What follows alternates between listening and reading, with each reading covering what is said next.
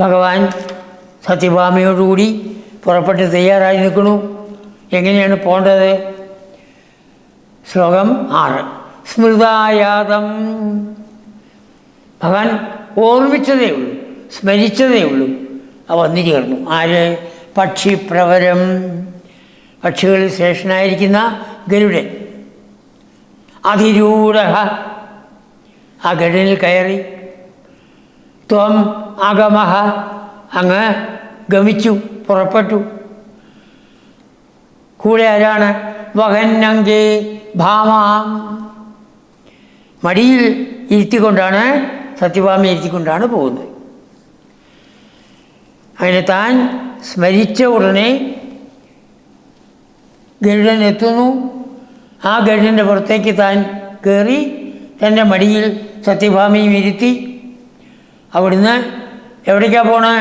അരാധിഭവനം, ശത്രുവിൻ്റെ ഭവനത്തിലേക്ക്, നരകാസുരൻ്റെ കൊട്ടാരത്തിലേക്കാണ് പോണത്. പക്ഷെ എവിടേക്ക് പോകുന്ന പോലെയുണ്ട്?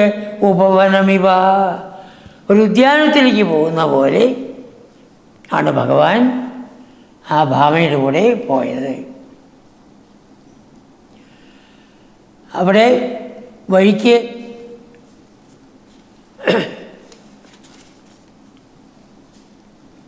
അഞ്ച് ദുർഗങ്ങളാണ് ഉള്ളത്. ആ ദുർഗങ്ങൾ കടന്നിട്ട് വേണം നരകാസുരൻ്റെ കൊട്ടാരത്തിലെത്താൻ. ഒന്ന് ഗിരിദുർഗം, പർവ്വതങ്ങൾ. ആ പർവ്വതങ്ങളെ ഗദ കൊണ്ട് അടിച്ചു പൊട്ടിച്ചു ഭഗവാൻ. പിന്നെ വരുന്നത് ശസ്ത്രദുർഗം, നിറച്ച് ബാണങ്ങളായിരിക്കും. അതിനെ ഭഗവാൻ തന്നെ തൻ്റെ ബാണം കൊണ്ട് എല്ലാം പൊട്ടിച്ചു. പിന്നെ വരുന്നത് അഗ്നിദുർഗം, അതിനെ ഭഗവാൻ സുദർശന ചക്രം കൊണ്ട് കെടുത്തി, അഗ്നിയെ കെടുത്തി. പിന്നെ വരുന്നത് ജലദുർഗം, അതും ഭഗവാൻ സുദർശന ചക്രം കൊണ്ട് ആ ജലത്തിനെ വറ്റിച്ചു. പിന്നെ വരുന്നത് വായുദുർഗം, ആ സുദർശന ചക്രം കൊണ്ട് വായുവിനെയും ഓടിച്ചു. അങ്ങനെ 5 ദുർഗങ്ങളെയും ഭഗവാൻ നശിപ്പിച്ച്. അപ്പോൾ ഗിരിദുർഗത്തിനെ ഗദ കൊണ്ട്, ശസ്ത്രദുർഗത്തിനെ ബാണം കൊണ്ട്, അഗ്നി ജലം വായു ഈ 3 ദുർഗങ്ങളെ സുദർശന ചക്രം കൊണ്ട് നശിപ്പിച്ച്. ഇനി വലിയൊരു കിടങ്ങുണ്ട്.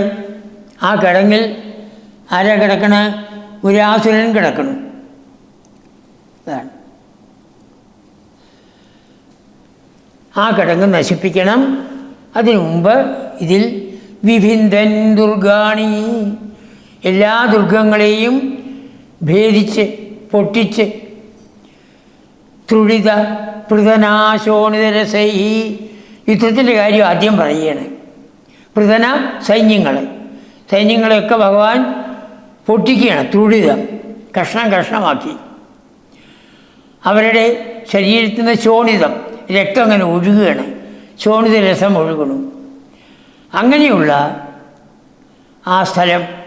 ആ സ്ഥലത്തിന് ശരിക്കുള്ള പേര് പ്രാഗ്ജ്യോതിഷം എന്നാണ് പേര്. അതിനെ ഭഗവാൻ ശോണിതപുരമാക്കി. ശോണിതം രക്തം കൊണ്ടുള്ള പുരമാക്കി തീർന്നു. വലുതായ ഒരു യുദ്ധം താൻ ഒറ്റയ്ക്ക് ചെയ്യുന്നു എന്നർത്ഥം.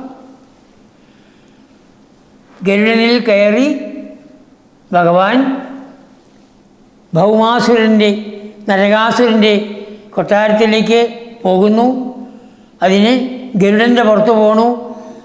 ആ ഗരുഡൻ സ്മൃതായാതം, ഭഗവാൻ സ്മരിച്ച ഉടനെ അത് വന്നു ചേർന്നു. അതിലൂടെ ഗരുഡനിൽ കയറി. വഹന്നങ്കേ ഭാമാം, സത്യഭാമയെ മടിയിലിരുത്തി. അഗമഃ, ഭഗവാൻ പുറപ്പെട്ടു.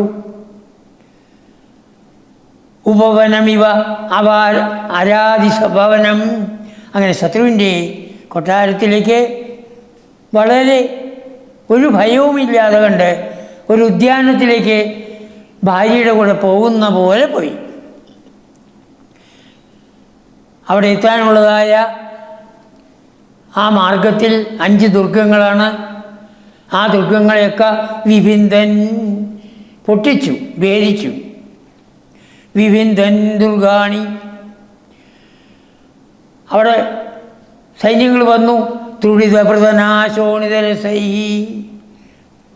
വന്നതായ പ്രധന സൈന്യങ്ങളുടെ അവരെയൊക്കെ നശിപ്പിച്ച തുടിത, ആ അവരുടെ ശരീരത്തിൽ നിന്നുള്ള രക്തം ശോണിതരസൈഹി, ആ പ്രാഗ്ജ്യോതിഷത്തിനെ ശോണിതപരമാക്കി തീർത്തു ഭഗവാൻ എന്ന് പറഞ്ഞിട്ട് ശരിക്കും എന്താ സംഭവിച്ചത്? അത് 7-ാമത്തെ ശ്ലോകത്തിലാണ് പറയുന്നത്.